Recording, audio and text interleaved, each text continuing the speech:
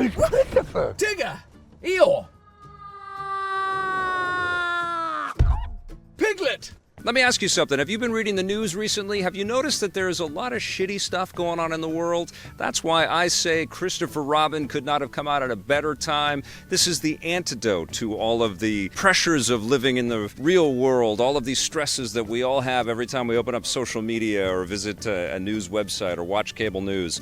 This is about letting go and reliving some childhood dreams and believing in the power of now. And that's exactly what's happening here with the adult Christopher Robin, played by Ewan McGregor, who has a family. His wife is played by Haley Atwell. It's great to see her on the big screen. How do you do? And they have a daughter together, but more than anything, the adult Christopher Robin just loves to work and toil away to raise some money and take care of his family. He's a noble guy, but he's very focused on just, filling in those hours and being, a good worker and being a good worker for his colleagues, all the while kind of forgetting his responsibilities and his commitments to his family. Disgrace.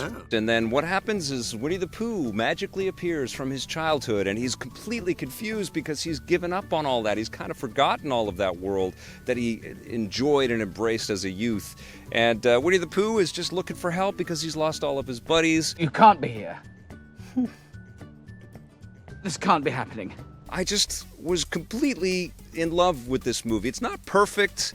It does sort of have a lot of nonsensical elements in it. And if you're looking for, a straightforward kind of, plot direction from this, you're going to be able to pick it apart for sure. But I loved the way that Mark Forster, the director of this movie, shot all of this stuff. And it just lets moments hang, and lets a lot of the nonsensical but also sensical philosophies of Winnie the Pooh just sort of sit there in the air. Well, that's a silly explanation. It's really a movie about just breathing and just sort of enjoying nature and enjoying the companionship of maybe they're fantasy creatures, maybe they're not, but I just love the way that it was all brought to life. It has an air of authenticity. It has an absolute, appreciation and a reverence for the source material. It reminded me a little bit of the Spike Jonze Where the Wild Things Are, and also the Muppets, some of the best Muppet movies as well.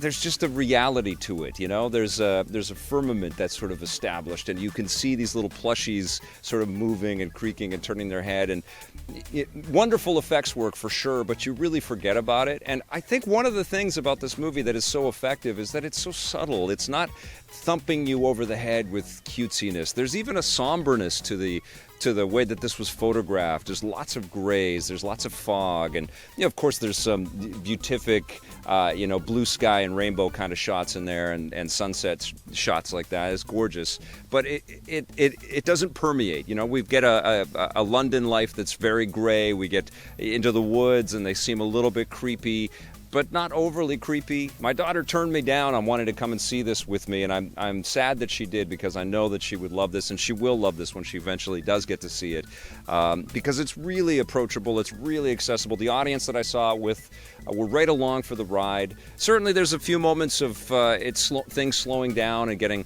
a little bit dull, and then that's tempered with some madcap stuff that just seems a little forced. People don't like things that are different.